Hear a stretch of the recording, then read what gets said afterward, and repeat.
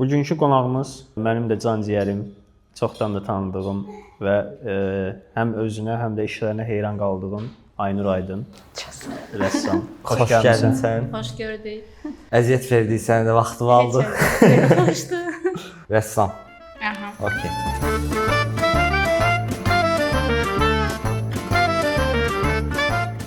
Özünüz haqqında biraz məlumat verin. Özüm haqqında. Bir şey oluram, gəldirəm özüm. Okay, neçə ildir var? Neçə ildir təxmini belə uşaqlıqdan çəkmişəm, amma belə şey olaraq peşəkar olaraq üstünə düşməyim 16 il. 16 il. 2012. 16 il. 16 il və özün başlamısan. Özüm başlamışam. 1-2 ay var ki, bir rəssam yanına, karikatürist yanına getmişəm. Sadəcə sıxıldığı üçün, belə o azadlığı deyil də, boğduğu üçün çıxmışam. Sonra özüm davam eləmişəm. YouTube, rəssam ətrafı, kimlərdənsə bir yerlərdən öyrənmək, sosial. Nə sus ya? Uşağa necə sus deyə bilərsən? Alpa, biz burada ciddi işlə məşğuluq. Reaksiya gördün, o da bilir. Artıq etməsin. Ay Allah. 2 dəqiqə qabaq diqqətdən kənar qaldıqsa. Söydü, hazır. Gələn mərkəzə onu qoymalıyam. Burada gəlsin. Daha sonra özün davam elədin. Daha sonra özüm davam elədim. Mən ümumiyyətlə başlayanda, rəssamlığa başlayanda rayonda idim. Yəni ümumiyyətlə Bakı ilə əlaqəm çox yox. Yəni sonradan yavaş-yavaş bir rəssam ətrafı quruldu, belə deyək. Gəlib getmək, biraz onların əhatəsində olmaq, sərgilərdə iştirak eləmək, yavaş-yavaş o etapla bu günə kimi gəlib çıxmışam hələ ki. Qəşəng. Mən gördüyüm 3 şeydə çəkirsən əsas. Kətan, kağız və digitalda. Qrafik. Qrafikdə. Hansı sənə daha çox belə doğma? Kətan. Kətan klassik rəssam bildiyim. Əslində bütün demək olar ki, rəssamların bilmirəm, qəribən bir sanki həzz alırlar o şeydən. Material, Hə, o başqa bir şeydir. Yəni kətana fırça vurmaq tamam başqa bir şeydir. Kağız Maraqlı. o qədər məsələn qara qələm falan mənə o qədər zövq vermir. Çəkirəm, eskizləyirəm. Yəqin ki, ondan da bir zövq aldığım dönəm gələcək. Çünki məndə akademik təhsil yoxdur da. Akademik təhsil olsa mən əminəm ki, nabroskadan, eskizdən daha çox zövq alaram. Rənglə başlamışam deyə. Rəngə daha çox belə tutqunam, rəngə daha çox meylliyəm. Yəni o kətanda işləmək tamam başqa hiss verir yəni. Okay. Mən bir sual vermək istəyərdim. Buyur. Ümumiyyətlə bizim ölkədə belə bir fikir var ki, rəssamlar və heykəltaraşlar indi bu nə qədər yalandır, nə qədər doğrudur bilmirəm, amma qazanc olaraq çox az bir qazanc əldə edirlər. Hətta belə deyim də hər kəsin ümumiyyətlə standart bir yaşam qayəsi falan var da, aylıq bir gəlir olmalıdır, problemləri həll etmək üçün, ümumiyyətlə həyatda qalmaq üçün. Hansı ki, bundan da az olur onların qazancı. Bu fikir ümumiyyətlə nə qədər doğrudur? Doğrudursa, bunun səbəbi nədir? Və ya tək bizdədirsə əgər, deyək ki, Avropa ölkələrində belə deyilsə, onun səbəbi nədir?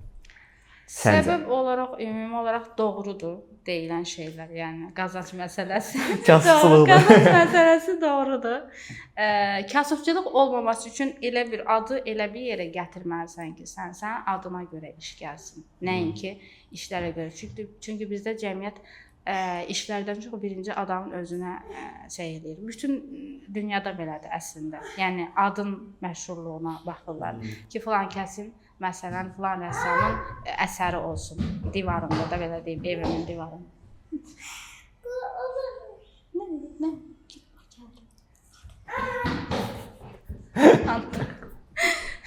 Ada daha çox baxırlar. Plus, bizdə vəziyyət o deyil. Məsələn, hamı belə ay sonunu güclə çıxarır da, əksər adam.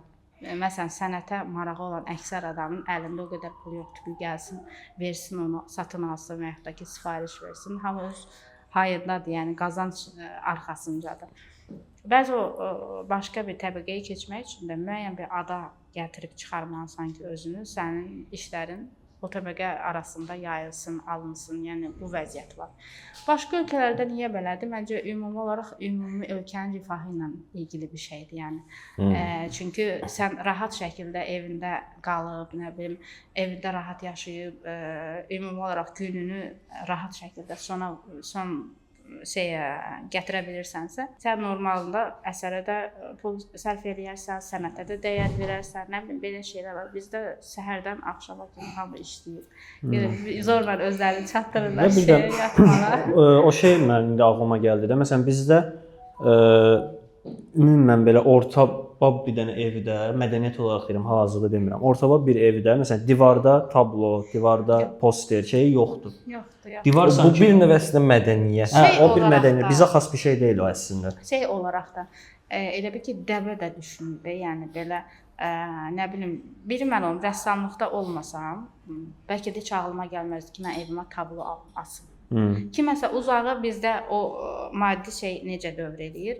Uzağı kimsə portretini çəkdirir. Kimsə çox nadir halda olur, mənzərə çəkdirsin, çox nadir halda olur, kimsə belə ideya filan istəsin, məsələn, hansısa bir mövzu barədə, çiçək olsun, nə bilim, böcək olsun, belə şeyləri istəyən çox azdır. Amma sən onu görsel olaraq bir də problem nədir? Problem biz rəssamlardan da qaynaqlanır. Portret çəkən çoxdursa, insanların gözü onu görürsə, sən onu sunursan, onu görürsə, onu da istəyir.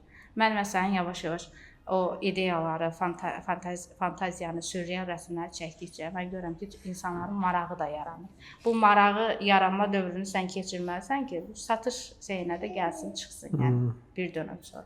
Mən bunu şey olaraq demirəm, çox belə öz yolumda təcrübəmlə deyirəm. Yəni çox belə məlumatım yoxdur, kimdə nə cürdür, necədir. Aydındır. Ümumiyyətlə sifariş vermək, rəsm sifariş vermək bilmirəm belə. Sən də gəl. Kəndi var orada deyir, kəndi.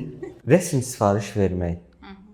Bu ümumiyyətlə, yəni bilmirəm nə vaxtsa sifariş verərəmmi, vermərəmmi. Yəni əslində bu bizdən başlayır elə. Yəni biz sifariş verməliyik. Prosta yəni bu şey deyil də, bilmirəm.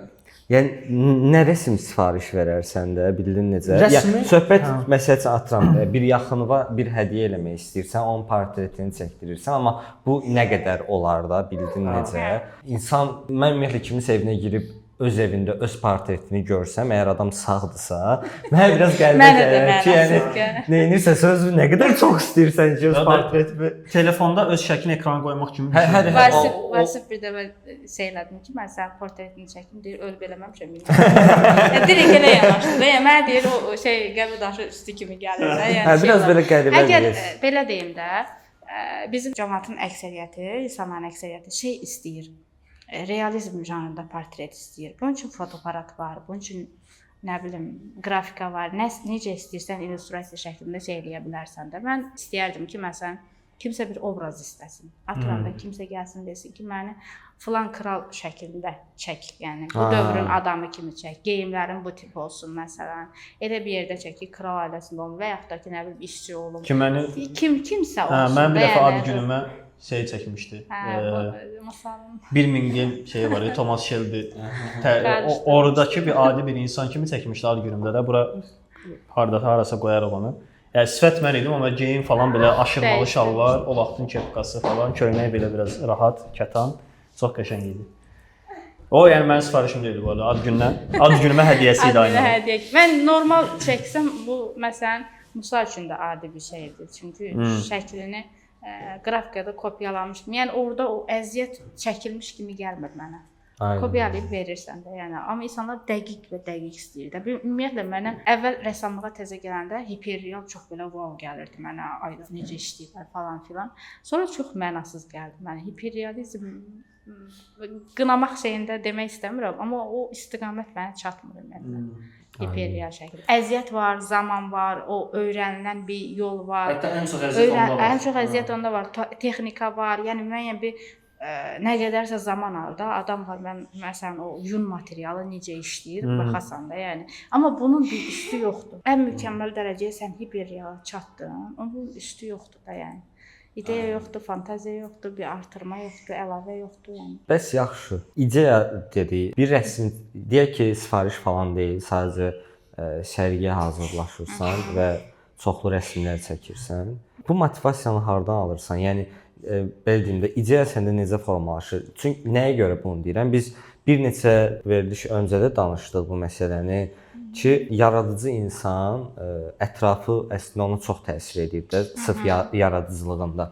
Hansı ki, sən çıxırsan şəhərə, posterlər görürsən, nə bilim, fərqli binalar görürsən, yaxşı işlər, yaxşı posterlər görürsən və istər-istəməz sən o mühitdə böyüyürsən, yəni sənin beynin də inkişaf eləyir, yaradıcılığın da artır, daha zövqlü olursan. Günümüzə gəlsək, Sovet dövründən bu günə qalan binaları çıxsaq, sırf arxitektura tərəfdən deyirəm də, istər yeni tikilmiş binalar, istərsə də hər hansı bir reklam lövhələri, bannerlər, afişalar, bunlar bizim yaradıcılığımızı inkişaf eləyəcək qədər yaxşı deyillər. Yəni təəssüflər olsun ki, günün reallığı budur. Bəs yaxşı, bunu necə həll edirsən? Yəni hardan gəlir bu? Beyin olaraq bu dövrdə yaşamayaraq, yəni bu ölkədə yaşamayaraq. İçsəl və beyin olaraq nə mənada xəyal dünyası çox vacibdir. Yəni bu şey deyil. O deyirlər fitri istedad məsələsi. Mən bunu bağlayıram ancaq xəyal dünyasına. Çünki qalan hər şey öyrənilən bir şeydir. Sənin beyninin içində uşaqlıqdan yatan bir xəyal dünyası olur və yaxud da ki yatmış şəkildə olur, onu oyadırsan. Yəni şey olaraq necə olur o? Belə o cücərmiş belə xəyal dünyası ilə bağlıdır. Məsələn, atıram da burada bir çat var. Mən onun üstündə nəsə görə bilirəm. Məsələn, onu hansısa bir şeyə bənzədə bilirəm. Atıram bir dibçəyin kölgəsi harasa bir divara düşür. Orada nəsə mən görə bilirəm. Hətta kiməsə deyirəm ki, orada bir adam üzü var və yaxud da ki, əjdarha üzü var falan var. Onu o insan görmür. Mən görə bilirəm. Məsələ görməkdir. Yəni hər hansı bir şeyi yəni binanı məsələn bina şəklində deyil də nəsə bir formada görmək. Görə bilirsənsə fantaziya istər-istəməz şeydir. Amma bura motivasiya mənbəyi kimi mən əlavə eləyə bilərəm. Filmləri çox rol oynayır. Yəni fantastik filmlərdən tutmuş tarixi filmlərə, müharibə dövrünün, nə bilim, şeylərin, sehirli filmlərin, yəni hər şey çox təsir edir. Musiqi təsir edir. Musiqi tərəfdən də məsələn müəyyən notları belə bilmək, major, minoru bilmək hər şeyə təsir edir. Sən əsərə baxanda görürsən ki, majordur yoxsa minordur. Maraqlı yanaşmadır.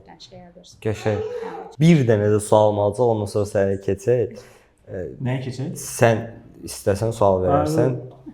Biz keçən veriş işlərin birində danışdıq. Bilmirəm baxmısan yoxsa yox. Hansı? Elə bu rəsmlə bağlı, sənət əsərləri ilə bağlı, hansı ki Qaqaş prosta bir ağ kağızı sərib yerə və kraskanı prosta belə bir şey eləyir və insanlar bunu alqışlayır, çox böyük rəğbət qazanır, hamı heyranlıqla baxır. Nə düşünürsən? Söymədə sərbəst. İçimdən söydü. Nə düşünürəm? Çox deyil yəni.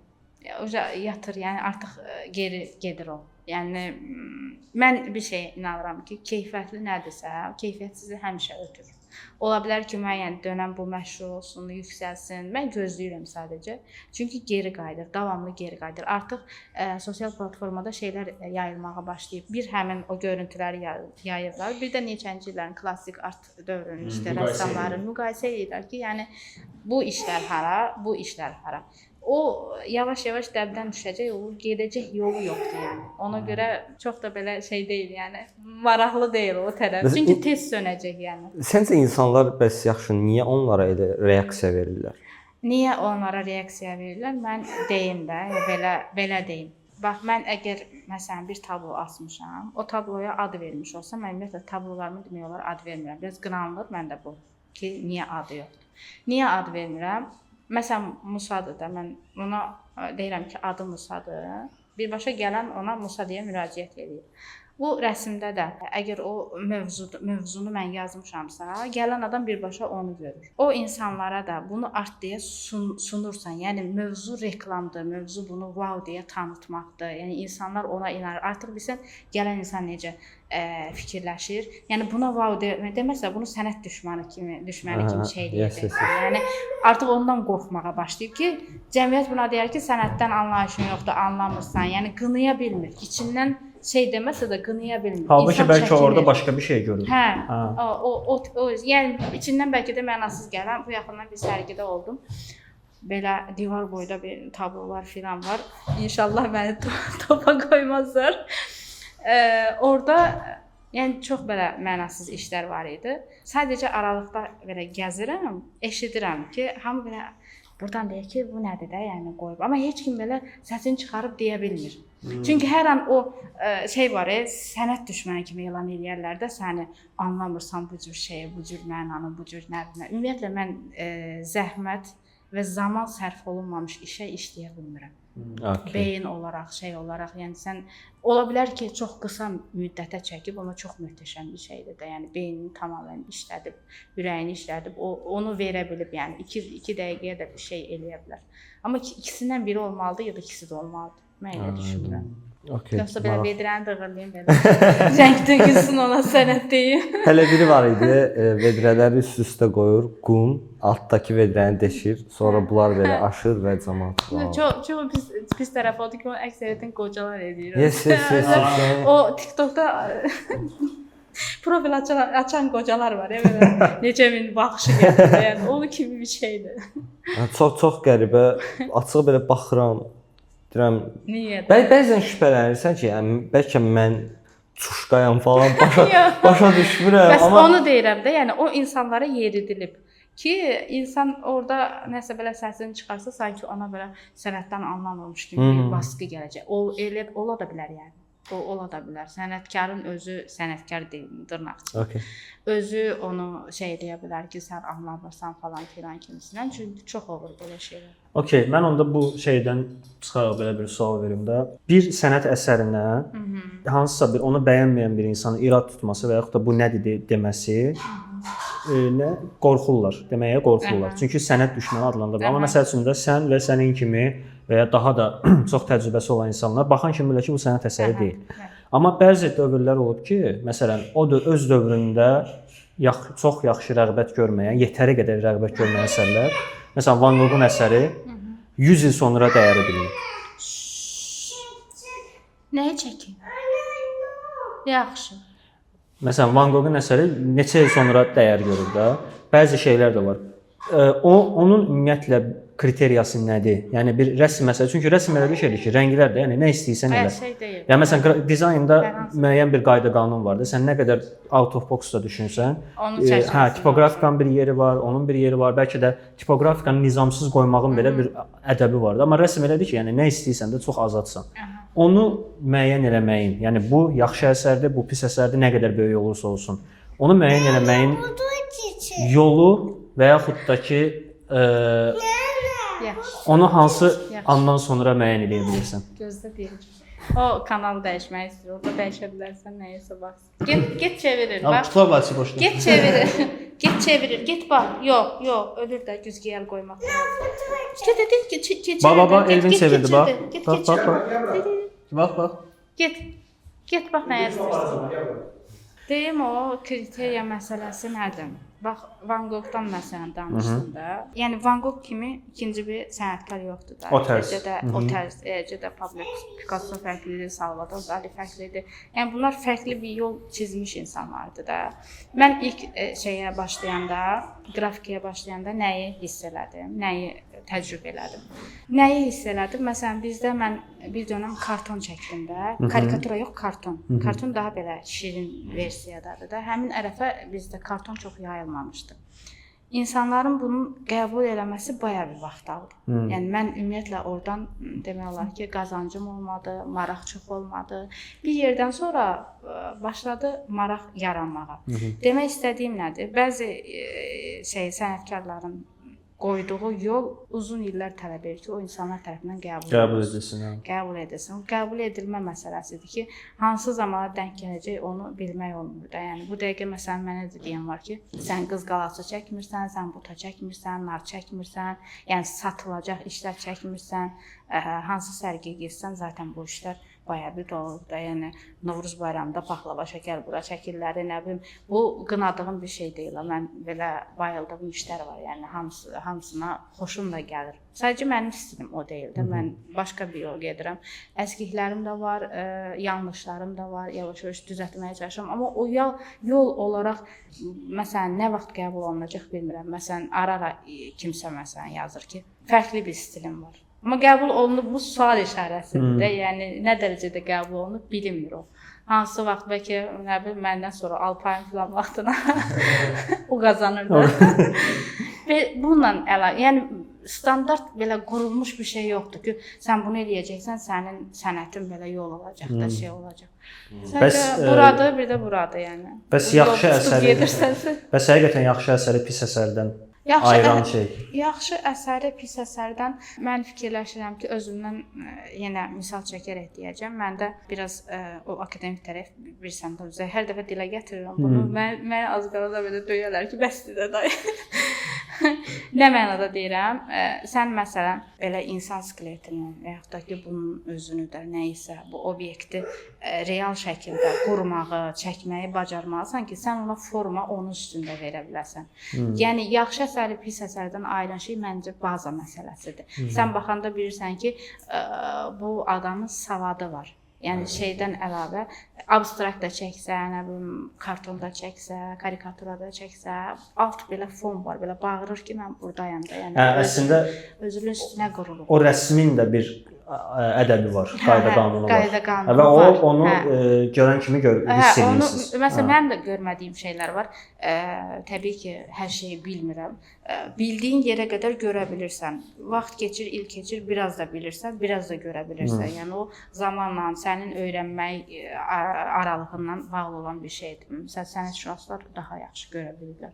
Nədir, nə deyil, daha yaxşı belə analiz edə bilirlər. Bəzən belə çəkdiyim bir şeyi hansısa sənətşünas və yaxud da ki, oradan anlayan biri də davamlı belə analiz edən tiplər olur, məsələn, elə bir şey. Onlar mənim çəkdiyimdən daha artıqını görə bilirlər. Sonra mən gedib üzərinə düşünürəm, nəyisə dediyində ki, mən burada bunu niyə çəkmişəm, məsələn, bu detalı. Ona uyğun gedib tapıram. Bəs çəkdiyin şeyin hardan gəldiyini adam şey eləyə bilmir. Çünki şuuraltı belə gedir, çəkirsən də, atıram da, yəni neçə il sonra belə əsərə baxanda deyirsən, ayda mən burada bunu ona görə çəkmişəm. Hansısa bir hadisəni yaşadığıma və yaxud da ki, nəsə təsir elədiyinə görə. Belə bir şey. Çox belə uzun yoldur. Uzun və duyğuların, o an yaşananların çox təsir etdiyi bir şey. Və sən fərqində olmaya bilirsən onu çəkəndə. O hiss, yəni atıram, mən rəsm çəkəndə mövzu yazıram, ideya fikirləşirəm. Referanslara baxıram, oradan beynimdə bir forma qurulur, bir mövzu qurulur, onu çəkirəm. Amma orada olan detalları, xırda şeylər var ki, niyə əlavə eləmişəm, bilinməyən şey çoxdur yəni. Bunu kimsə mənə soruşsa ki, məsələn, işin birində sıçanlar var da, niyə çəkmirsən? Sualın üstünə bayağı bir düşündüm, xeyli düşündüm. Sonra mənim yadıma düşdü ki, mən uşaqlıqda nənəmin qardaşı xəstə idi. Getmişəm qoca kişidə, ora getmişəm və orada pol taxtadan da cırıldayan da pol şeyində də altında siçanlar qaçır və üstünə də çıxır. Mən siçanları görmüşəm və mən rəsmdə həmin pol taxtasını vermişəm və siçanlar vermişəm. Amma rəsmə başlayanda sadəcə burada nə görürsən, siçan görürəm deyib çəkmişəm. Amma alt şuurda yatan bir şey var. Onu sən sonradan tapa bilirsən bəzən. Yəni mən uşaqlıqda bunu yaşamışam, rəsm edeyim, o sünilik yoxdur.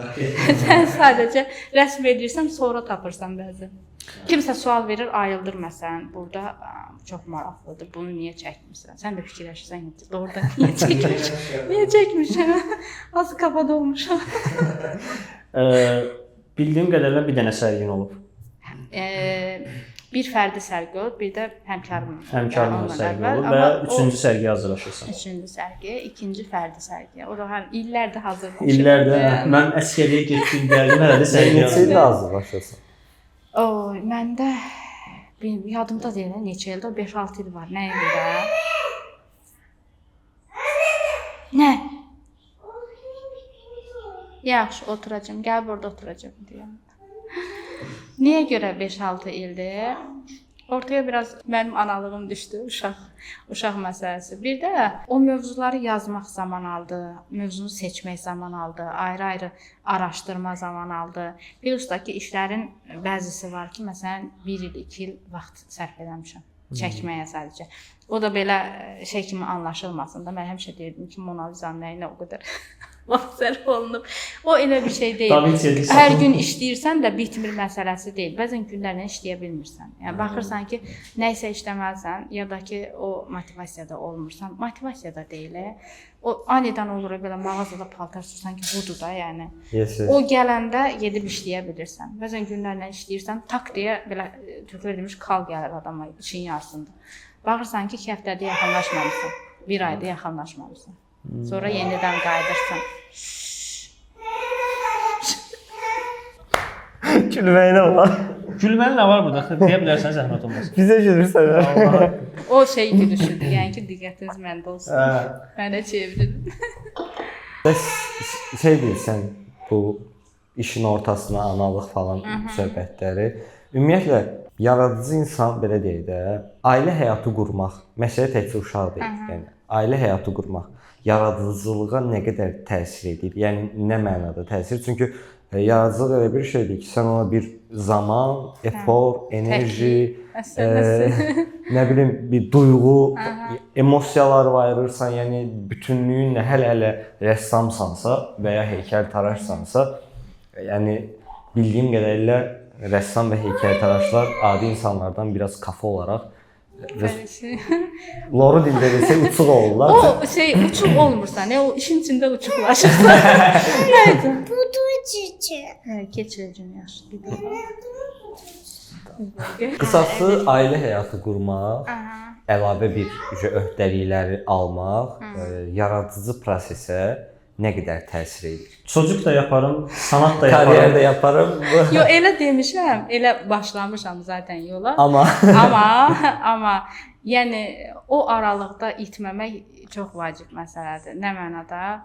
Yəni orada itməməyi seçməlisən. Sən tam olaraq məişət qadını ola bilmirsən, yəni məişət adamı ola bilmirsən. Tam olaraq seçim edirsən. Yəni bu sənət tərəfdəsənsə, ilk olaraq seçdiyin adam, evləndiyin adam buna hörmət eləməlidir. Şükür ki, elədir.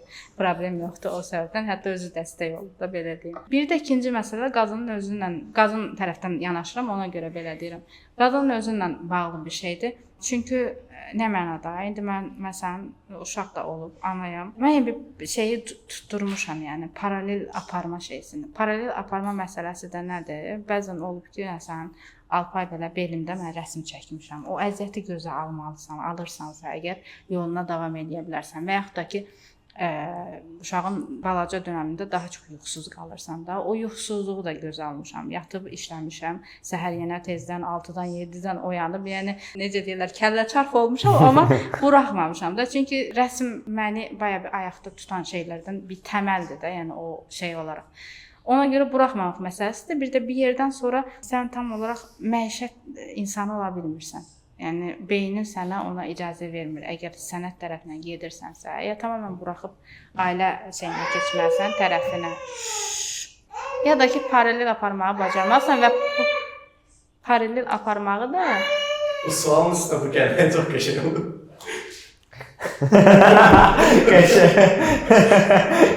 durur çırpırdı. Paralel belə aparıram. Dərsində kameraya oynayır. İmkan bir salat yapalım. Şu an böyle salat var. Bir dəqiqə saxlayın gelirim. Düşdüyü şartda. Dəfələrlə olur ki, məsələn, indinin özündə də bunun məsələn TV vaxtı var da, multik vaxtı var. Ona baxanda mən otururam, kətanı işləyirəm. Gəl 15 dəfə qaldırdıq olur da, yəni gəl filan şey belə elə, gəl filan şey belə elə, yemək ver, nə bilim, nə isə şeylər, su ver falan kimisindən. Yəni çox belə çox səbirli olmaq lazımdır ki, başın qaçmasın. Yəni. o məsələlər var. Bir şeylə tutturmaq olur, yəni mən elə fikirləşirəm. Amma kişilər tərəfdən baxanda əgər sənət sahəsindədirsə, məncə kişilərə daha çətindir. Çünki Orada maddi qazanc məsələsi var, iş məsələsi var, davamlı ailəni yönetmək, idarə etmək məsələsi var. O məncə bilmirəm, əksər məsələn adam tanıyıram ki, rəssamlıqla məşğul idi, ailədən sonra ailəyə görə buraxıb pul qazanma məsələsinə görə. Və yaxud da evlənə bilmir. Çox belə qəşəng təməli var. Amma ki onu eləyə bilmir. Ya gərək ikisi də rəssam olsun, o ortamda şey eləsinlər. Yəni bizdə məsələn mən daha çox belə salaş modunda belə necə deyim, uçuq sökük yerdə bir rəsm şey eləməyi sevirəm məsələn. Yoldaşım daha belə lüks şey tərəfdarıdır. Bizdə məsələn o toqquşur. Amma bir yolunu tutturmuşuq. Gəlir gör, doş. Hə. Keçirtdim də. Birini baxasın bəlkə. Yəni belə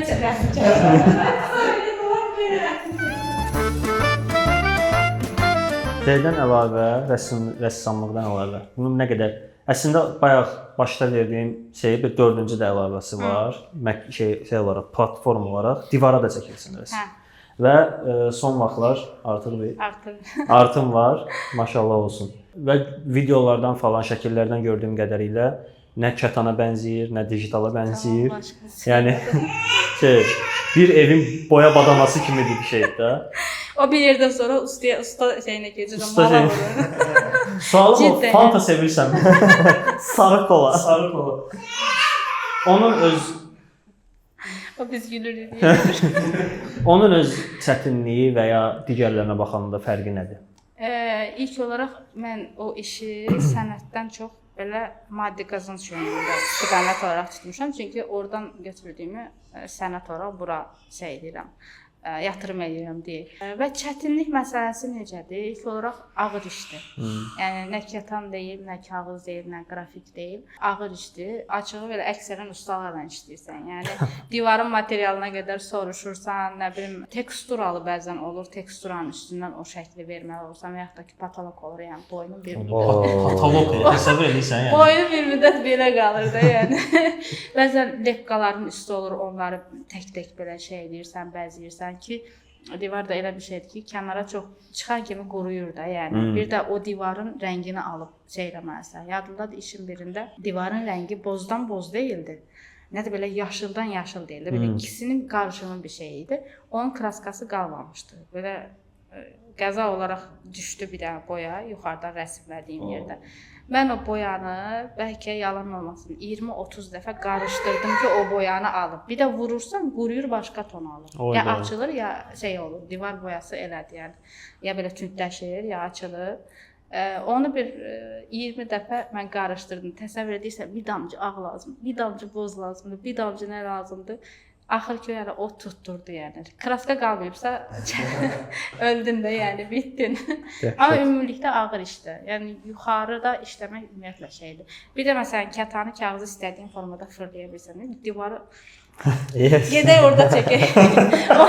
Olur otağı yoxdur. Məcbursan eyni formada qalasan, yəni budur ya da ki budur. Belə şeylər var. Bir sualım olacaq. Deməli bəzən hər hansısa bir film izləyəndə və yaxud da oyun oynayanda bu əslində ssenariyə görə dəyişən bir şeydir. İnsan bəzən həmin filmin havasından çıxa bilmir. Hətta o filmlə bağlı filmdəki ssenariyə bənzər bir yaşanmışlığın falan varsa, bu səni depressiya kimi belə gətirib çıxarda bilər. Bayaq danışdıq hansı ki bu rəssamların, heykəltaraşların beyni biraz fərqli işləyir. Maraqlıdır. Öz çəkdiyin rəsmdən pis təsirlənmisənmi və yaxud da ki, pis təsirlənəcəyini anlayıb yarıda saxladığın olubmu? Bu olub məndə tələbəlik vaxtı. Heç rəssamlığa belə peşəkar vəziyyətdə keçməmişdim də. Universitetin belə bir sərgisi var idi. Ora bir rəsm işləmişdim. Rəsmdə nədir? Çox belə... Bu arada diplomatiya oxumusan da? Hə. Nə? Diplomatiya. Siyasət oxuyur. Və fransız nə? Fransız diplomatiyası. Fransız diplomatiyası. Yəni Fransada nəyə götürüm deyib, diplomatiya götürüb sonra sənətinə keçir. Devrim eləyir. Fransız devrimi. Buran ağrıdır. Otur gəlirəm gedəcək. Bəlkə əzdir. Yox, belə eləyəndə yəqin ağrıyır. Hə, olar. Onu gəlib deməyə. Mən də elə şey olanda deyirəm mədəsi falan alır. Vasit deyir harasa çırpıb da, nə mədəsi, onun nə mədəsi alır. O dırmaşmanla ağlayar da yəni. Deməli o iş məndə olub tələbə vaxtı universitetin sərgisi var idi. Orada necə çəkmişdim? Hər hansı bir beynimdə ideya yox, bir şey yox. Sadəcə içimdən gələni çəkmişdim. Çox belə tünd və qarışıq rənglər idi. İşin bir şeyin 90%-nə çatanda çox sıxıldım. Amma çatdırdım, belə çəkdim, verdim, sərgilədim də o işi itirdim sonra. Yəni baxa bilmirdim işə. Mən indinin özündə də şeyə qarşıyam. Bu adətən şeylərin, sənətkarların müəyyən yerdən sonra depressiyası, nə bilim, bu içkiyə filan qurşanması, həyatını məhv eləmə şeyinə doğru getməsi. İçəridə elə bir yer var ki, ona ümumiyyətlə məncə çatmamalısan. Yəni çünki ora çatdın mı artıq çatacaq yer yoxdur. Gedəcək yer yoxdur, yol yoxdur və sən necə deyim, o yolun orasında dayandım mən. Çünki həyatımı da yaşamaq istəyirəm, həyatdan da zövq almaq istəyirəm, yaşamdan zövq almaq istəyirəm. Mən ora enib oradakını çəksəm, özüm insan özünü asar yəni. Elə bir şey. Bu şey deyil, yəni içəridə böyük bir neqativ yatır məsələsi deyil. Sadəcə o insan beyninin içinin nə dərəcədə belə gedə biləcək yeri var, onu hiss eləmişəm. O şəkildə görmüşəm. Ondan sonra getmədim. Çox da kafayı bozmamaq lazım. Evet. Çox da itirmək. Yəni arada belə cəmiyyətə çıxmaq lazımdır ki, mən də normalam, özünü inandırmaq lazımdır. Qəşəng. Bu arada bunlara da əlavə olaraq, yəni say bitmir səhərdən. Şeylə də məşğuldur və bunun qarşılığı belə deyək də, yəni bunu bir qazanca da çevirə bilib. Food stylist. Food stylist. O divar işindən də fərqlidir, ümumiyyətlə işlərdən. Ümumiyyətlə işlərdən də fərqlidir. Və food stylistikaya başlayanda əslində belə də eyni yerdə işləyirdi. Eyni yerdə işləyirdi, bir agentlik şeyində idi və hamı orada təzə başlamışdı. O da təzə başlamışdı. Mən də Məhəmməd keçən dəfə deyirdi, gedir çəkilişlərə işıq tutmağa. Ona görə mən maraqlı idi. Çünki şey var, fotoqrafiya tərəfi var, kompozisiya tərəfi var. Aynur orada saatlarla nələrsə eləməyə çalışır falan. Hətta bir dəfə bir fotonu balıq şəkilləri çəkirdik də və çox qəşəng keyfiyyətli balıqlar idi, kapuçino balıqlar. Xaladelnikin içində çəkdi. Və Məhəmməd sonra hardasa bir həftə xəstə yatdı. Başa düşsən, yəni o deyir, bu şəkli çəkən fotoqraf Kör oldu. O şəkli çəkən fotoqraf pnevmoniya keçirdi, yəni sırf fotoya görə. Ona görə bu fotonun o tərəfi də var, yəni və orada food stylist işləyir və food stylistikanın mən elə bir şey olduğunu orada bilmişəm ki, bunu fotoqraf gəlib belə düzəltməməlidir. Xahiş edirəm. Rus əlifbası istəyirdim dedim. Rus əlifbası mı? Rus əlifbası. Pushkin, məsələn, Rus, İngilis, əlifbanı əzbər bilir. Rus və İngilis indi 200-ə qədər sayır. Yaxşı. Ən qəşəng söyüşləri bilir. Ən ucqar kəndlərdə işlənən jargonlara qədər. Maşallah olsun. Şeydir, bir də görürəm ki, gəzir ortalıqda, keçən dəfə Aynur deyirəm də. ABVG. Mən dedim, bu ABB-ni haradan verir? Deyək, mənə Rus təbiblərini deyilmiş. ABVG. Bir də şeyi öyrəşir, evdə hansı oyuncaqlığı sən eləsə, ana düzəldir də, rənglərinə kimi düzəldib, ora qoyurum, seçilmir. Nə qırılsa gəlir, ona düzəldir. Düzəldir. Food stilistika necə bir şeydir? Necə bir şeydir nədir? O nə sualdır? Ya necə bir şey? Yox, zarafatsız da. Yaxşı bir şey. Yaxşı bir şey. Yox, bəlkə deyəcək ki, mən heç xoşum gəlmir. Foodun mənə şeydə çox xeyir oldu. Rəssamlıqda komponovka məsələsində, qurma məsələsində, nəyi hardadır məsələsində. Yəni o tərəfdən mən inanmazdım məsələn təzə başlayanda rəssamlığa xeyir olar da. Yəni və o şeyi götürdüm. Bir müddət də işlədim. Yəni sadəcə şeydən sonra, Alpaydan sonra biraz uzaq düşdüm demək olar. İndi də hələ ki divar işi istiqamətində gedirəm, amma ümumi olaraq o da məsələn divar işi olmasa orada olardım böyük ehtimal. Mən amma pianist olmaq istəmişəm, bilirsən. Normalda. Bir ara şey də işləmişəm. Art make-up. Art make-up, hə.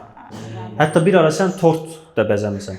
Bir il. Bir il tortların üstünə rəsm çəkmişəm, fiqurlar düzəltmişəm. Öncə bir ilin sonunda dedim, bəsdir, qaçıram. Mən bütün bunlar əslində birinci sualın cavabı deyə. Hansı bir sual?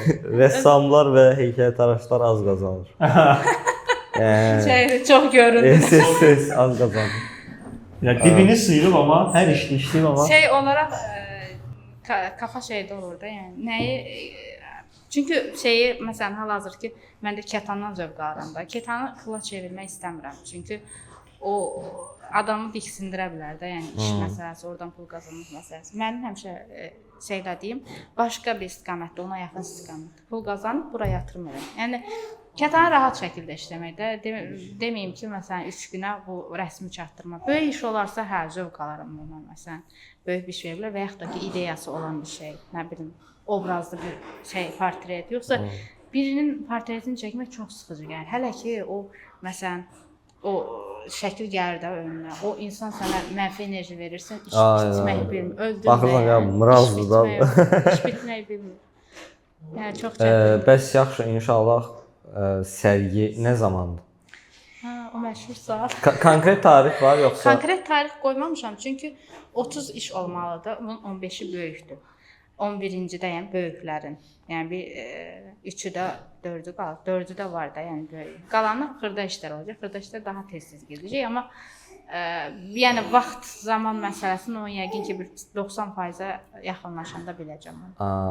Bu satış xarakterli sərgidə yəni. Əslində belə satış olsun deyə, amma satış olsa da olsun yəni, amma satış sərgisi deyil əslində. Qiyməti filan yəqin ki ondan sonra qoyarım.